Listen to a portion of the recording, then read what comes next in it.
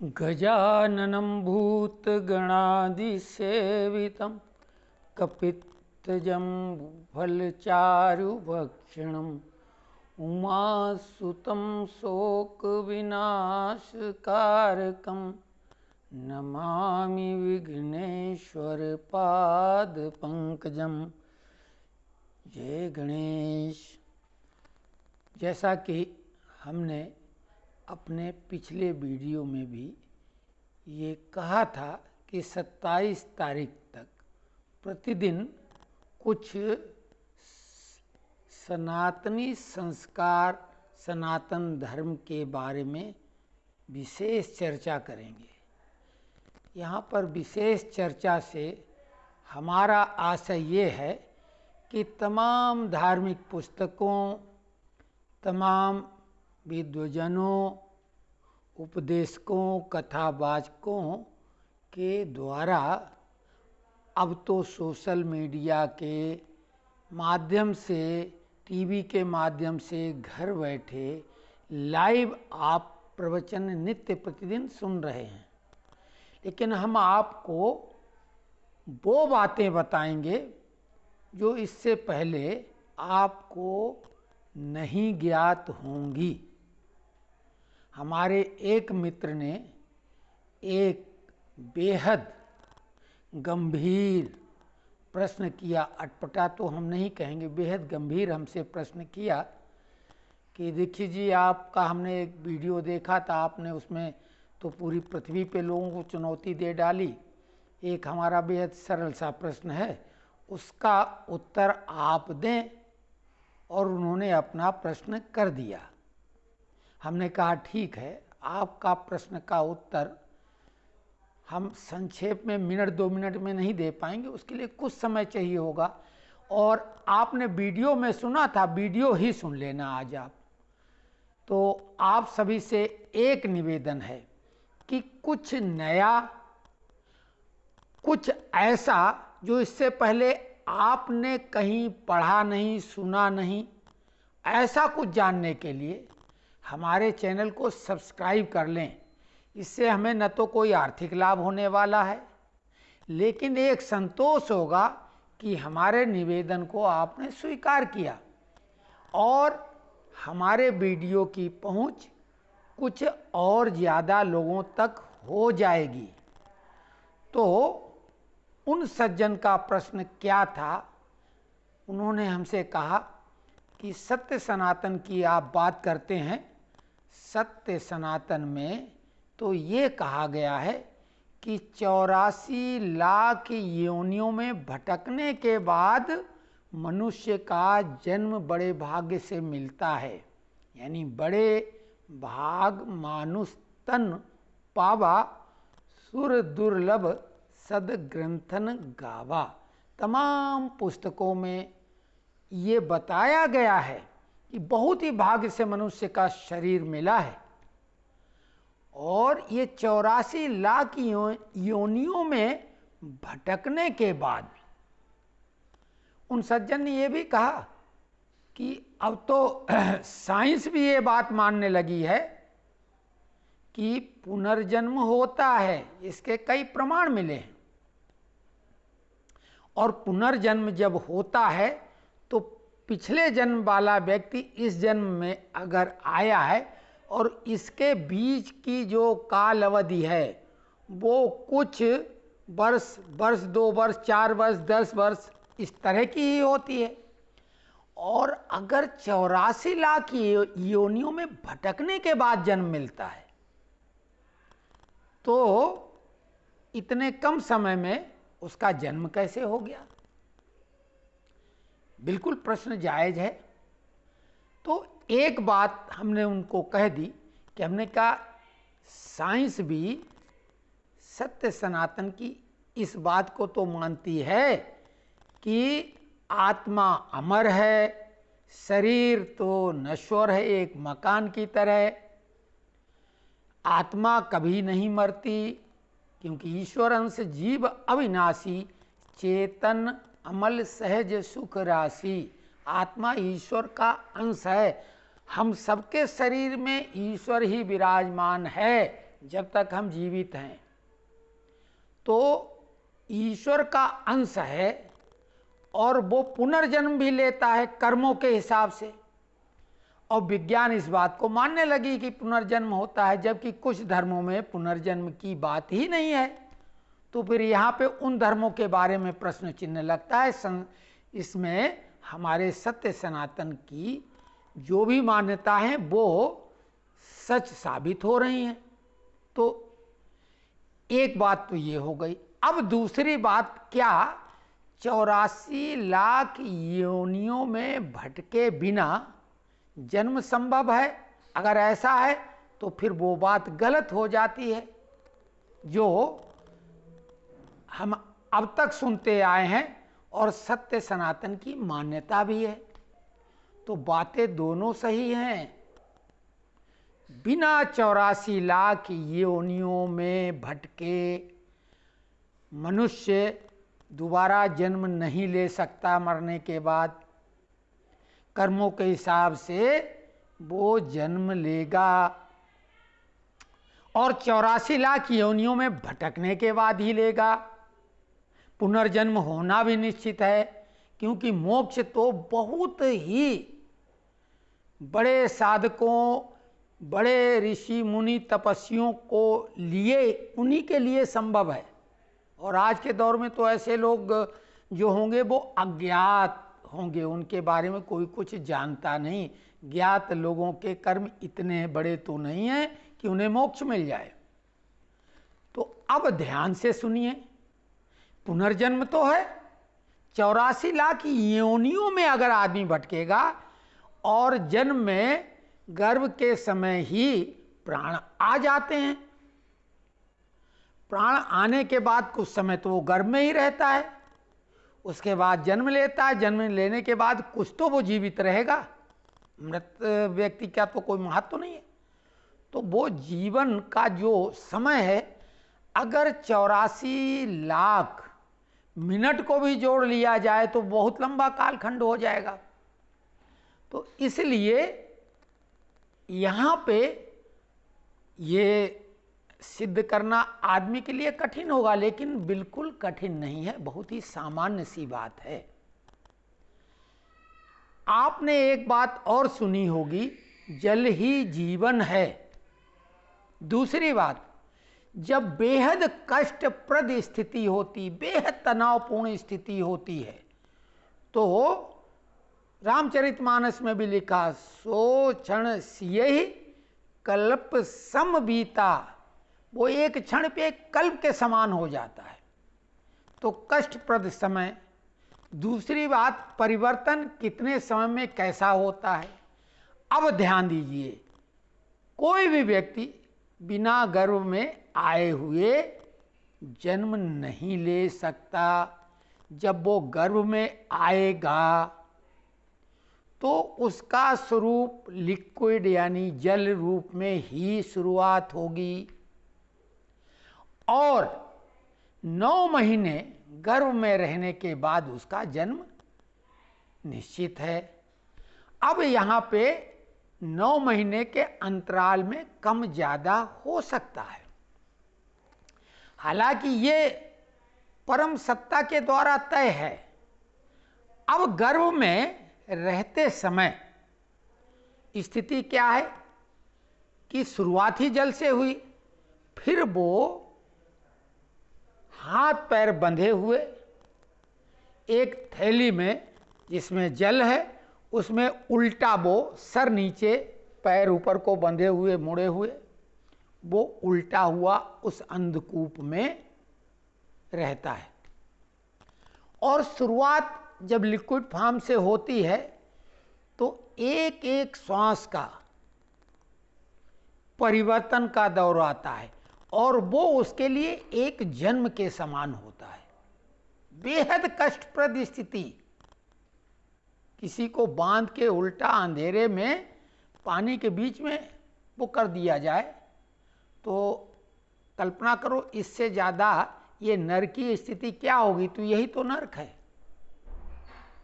बिना उस बैतरणी को पार किए हुए, बिना उस नरक को भोगे हुए आदमी का जन्म संभव नहीं है। और हर सांस के हिसाब से परिवर्तन आता है उसके शरीर में।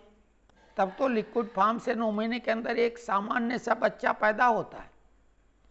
अब आप काल गणना कर लीजिए, 9 महीने को आप 30 से गुणा करिए, उसके बाद में जो संख्या आई उसको 24 से गुणा करिए घंटों को, फिर उसको 60 से गुणा करिए। 60 से गुणा करने के बाद जो संख्या आएगी वो होगी मिनट, वो होगी 3,88,800 और उसको 84 लाख को उससे विभाजित करिए, भाग दीजिए, तो 21.6 ये एक सांस का सामान्य टाइम है। एक सामान्य व्यक्ति का कम ज़्यादा हो सकती हैं सांसें, लेकिन एक औसत 21, लगभग 21, क्योंकि योगियों का जो श्वास की गति है वो इकाई में होती है, यानी 10 से कम। जो भोगी हैं आम सांसारिक प्राणी, उनका श्वास का गति जो है वो दहाई में होगी, तो वही लगभग 18 से 22, 25।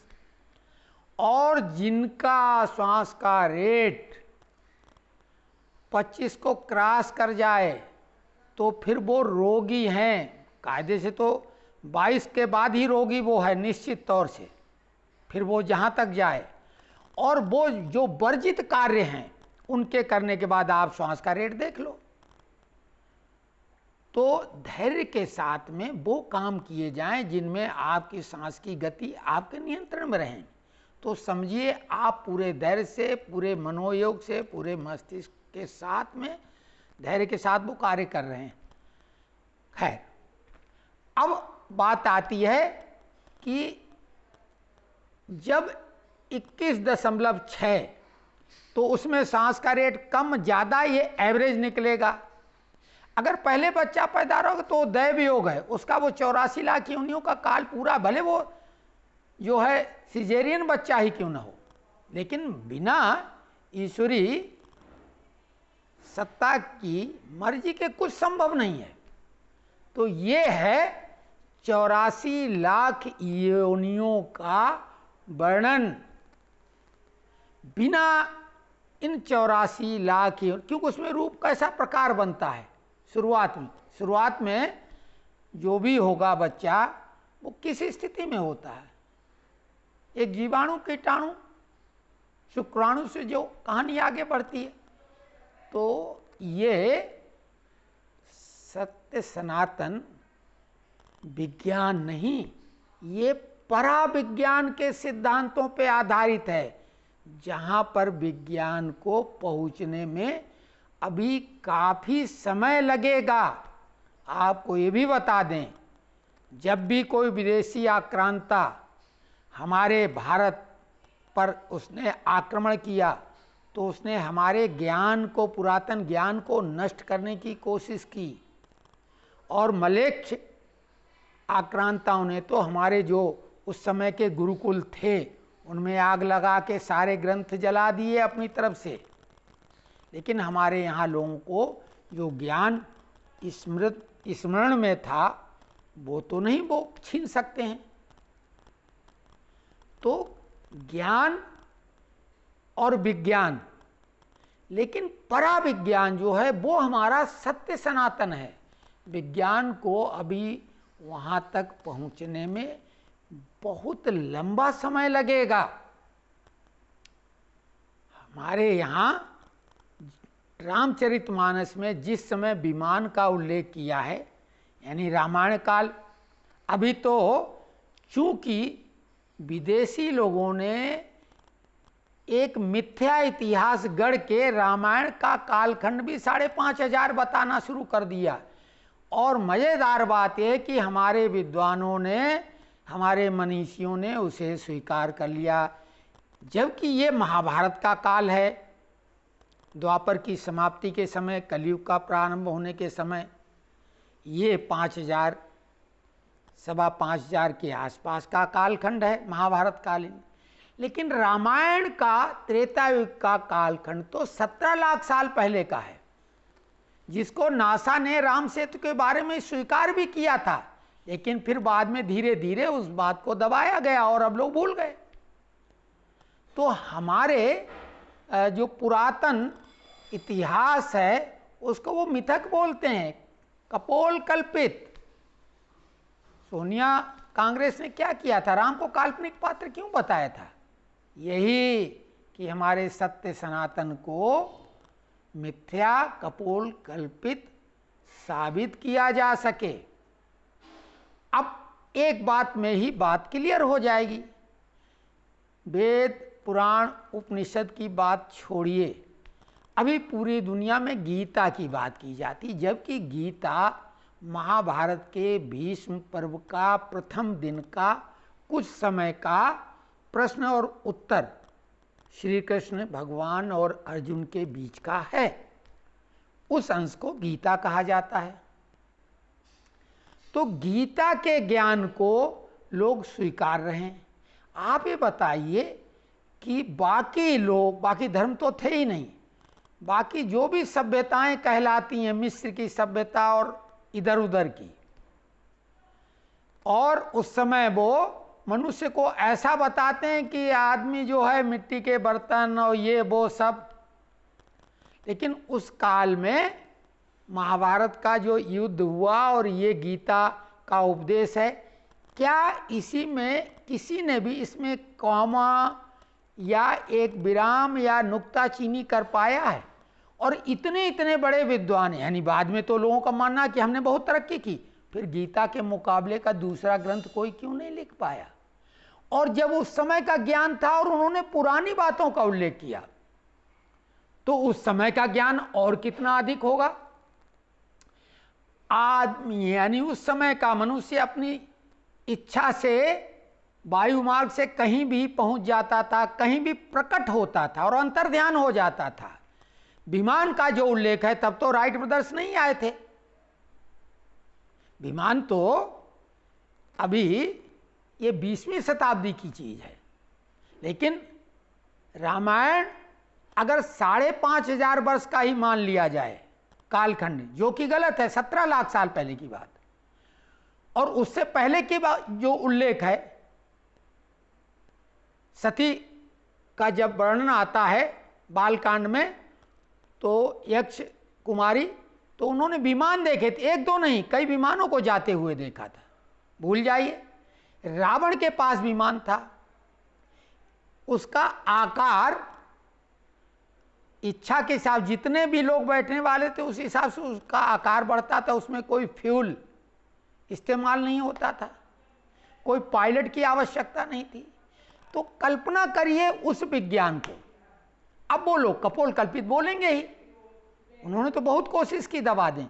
और जो इतिहास लिखा गया है इस देश का, वो सब आक्रांताओं द्वारा लिखा गया, और आज़ादी के बाद में ये जिम्मेदारी वामपंथियों को दे दी गई, जो सत्य सनातन के घोर विरोधी, अपने को वो नास्तिक मानते हैं।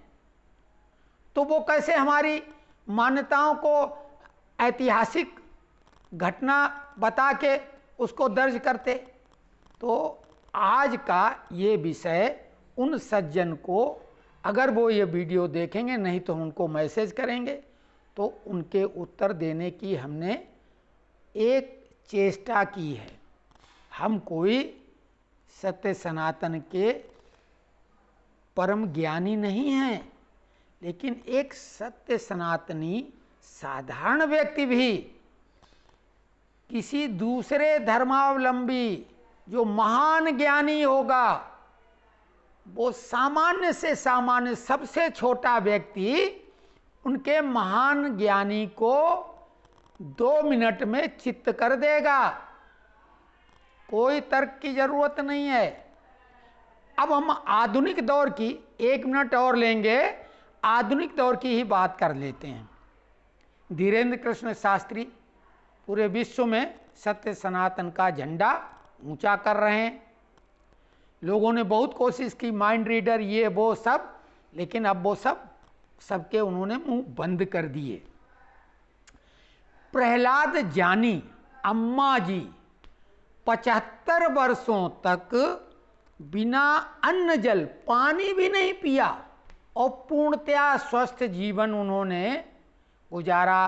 अभी 2-2.5 वर्ष पूर्व उन्होंने इस शरीर को त्याग दिया। कई वैज्ञानिक प्रयोग कैमरे लगा के छोड़े गए, कई दिनों तक चला कि ऐसा तो नहीं कि ये कुछ चुपके से ले लेते हों अन्न जल कुछ भी, लेकिन ऐसा कुछ नहीं पाया गया। अब ये सत्य सनातन का चमत्कार, इससे अधिक और क्या होगे। अभी चित्रकूट में एक सज्जन के बारे में सोशल मीडिया में चर्चा है, 21 साल से वो भी अन्न जल नहीं ले रहे हैं। हमारे यहाँ देवराहा बाबा के बारे में लोग बोलते हैं कि उनके पिता के पिता के पिता भी उनको देखा था, 500 साल उनकी आयु बताई जाती है। कैंची धाम वाले हमारे जो हनुमान जी के अवतार ही कहलाते हैं, नीम करौली बाबा। तो इस तरह के हमारे संत चमत्कारी हुए हैं जिनको पूरे विश्व ने नमन किया है। और आज एक युवक पंडित धीरेन्द्र कृष्ण शास्त्री पूरी दुनिया के सभी धर्म के धुरंधरों को खुली चुनौती देते हैं कि हमारे सत्य सनातन को छोड़कर किसी दूसरे धर्मावलंबी को खुली चुनौती है कि वो आके हमारा सामना करें। तो सत्य सनातन में प्रश्न उठ सकते हैं। जिज्ञासु के रूप में अगर कोई प्रश्न आप उठाएंगे तो निश्चित उसका उत्तर होगा, लेकिन कुतर्कों की कोई गुंजाइश नहीं है। मंडन मिश्र और शंकराचार्य का शास्त्रार्थ को आप पढ़ें, समझें, जानें तो आपको पता लगेगा कि सत्य सनातन में चर्चा परिचर्चा बहस यानी शास्त्रार्थ, लेकिन एक परिधि के दायरे में जैसे खेल होता है, 2 पक्ष होते हैं, नियमबद्ध ढंग से जो चीज होती है उसको शास्त्रार्थ कहते हैं। तो हम आपकी हर शंका का निवारण कर सकेंगे अगर आप कोई प्रश्न कमेंट बॉक्स में लिखेंगे। अगर किसी का प्रश्न हमें लगेगा कि हाँ ये है, हाँ ये है, ऐसा नहीं हम उसको डग करें छोड़ दें, लेकिन प्रश्न सही हो। और 27 तारीख तक अभी हम पूरा मौका देंगे। और आज चूंकि हम दिन में व्यस्त थे, अभी समय निकाल के जैसा कि हमने आपको कहा था कि 27 तारीख तक हम